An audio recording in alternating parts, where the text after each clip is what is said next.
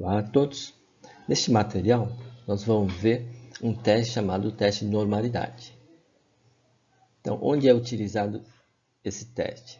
Então, a maioria dos testes que usa teste T ou teste F, né? Então, teste T para uma média, teste T para duas médias, teste F para várias médias, né? Utiliza uma condição de uso que é de normalidade nas variáveis. Quer dizer, as variáveis em estudo sigam uma distribuição gaussiana, aquele de formato daquele sino, né? Okay? Então, as técnicas de regressão também são adequadas. Você tem, no caso do teste T e teste F, se as variáveis em análise sejam distribuídas normalmente. Então, existem vários testes de normalidade. Tem o teste de Jarque-Bella, teste de Kolmogorov-Smirnov, teste do Q-quadrado, teste de Shapiro-Wilk. Okay? Então, cada um desses testes usa uma forma diferente, né? Mas para verificar se a variável em estudo tem característica de uma distribuição normal ou não. Se tiver essa característica de uma distribuição normal, aquelas técnicas de teste T são bastante confiáveis em termos de inferência. Na regressão, onde você tem a variável dependente e a variável independente, um teste que você pode realizar é o teste na variável dependente y. Então, todos os testes de normalidade têm a seguinte hipótese.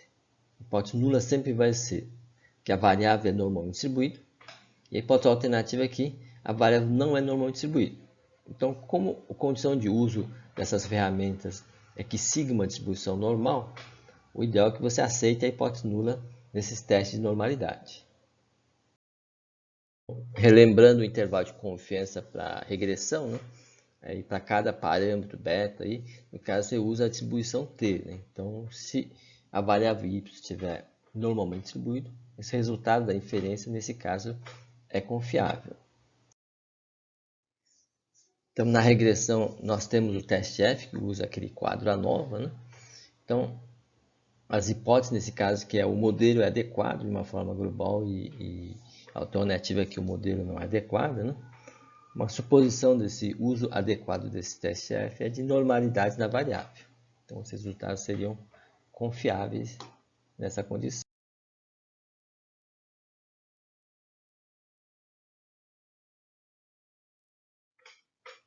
Outra inferência na regressão é o teste T, onde a hipótese nula de beta i é igual a zero, beta i diferente de zero. Então, se o beta i, no caso, for diferente de zero, que é a hipótese alternativa, indica que aquela variável em questão influencia significativamente em y. Né?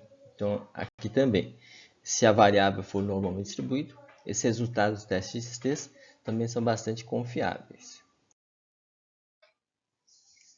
Vou apresentar um exemplo aí, no caso aí de regressão e um teste de normalidade, usando como exemplo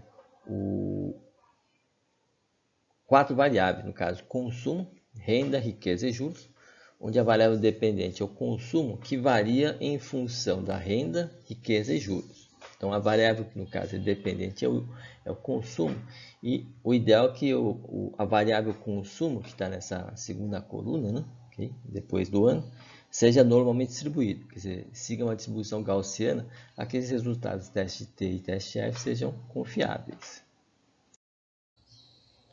O teste de normalidade, o Excel não consegue, não tem disponível essa ferramenta. Então, normalmente os pacotes estatísticos que tem essas ferramentas. Né? Então, por isso que eu pedi para vocês instalarem o PSPP, que é uma software livre que é parecido com SPSS, mas tem outros softwares que você poderia utilizar para fazer esse teste, como o Gretel, que também é um teste, é um pacote gratuito, ou o próprio R. Né?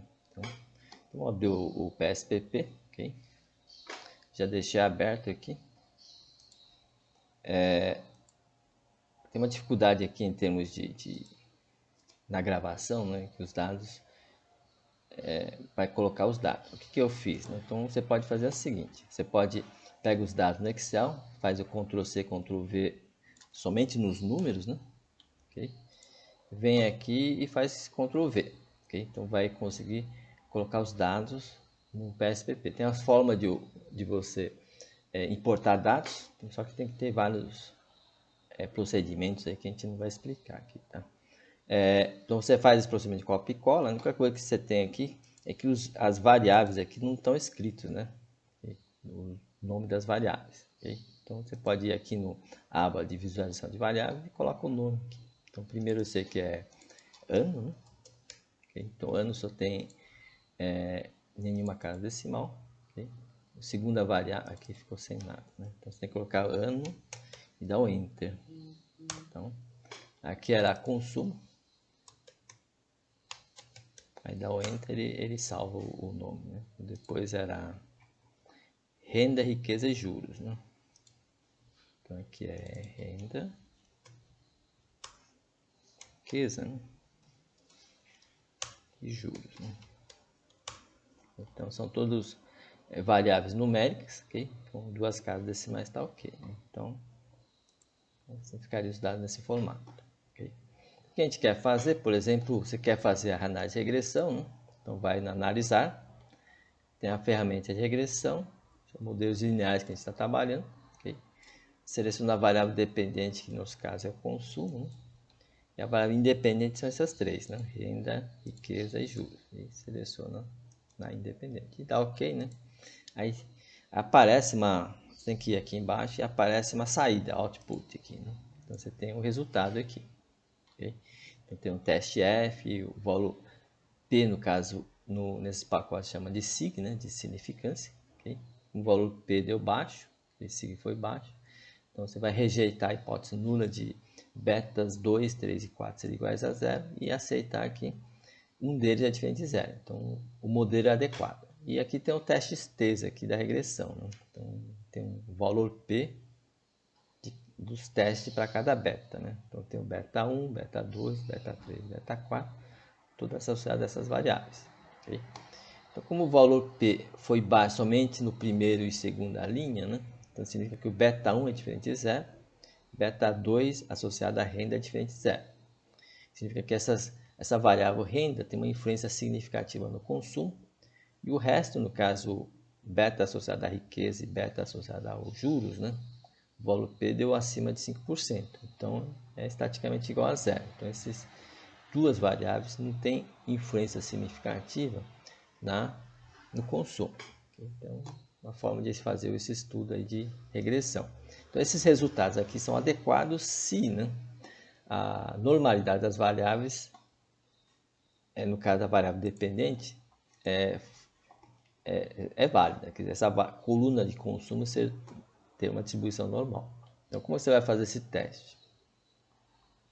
O teste de normalidade é um teste não paramétrico. Então, você vai na estatística não paramétrica. Okay?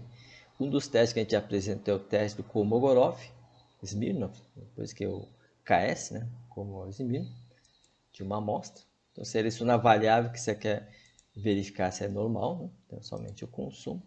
Okay? Faz essa opção de que distribuição que você quer estudar. Se ela cai dentro de uma distribuição normal, e dá OK, né?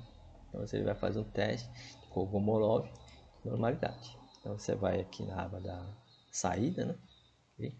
Aí você tem esse resultado aqui, né?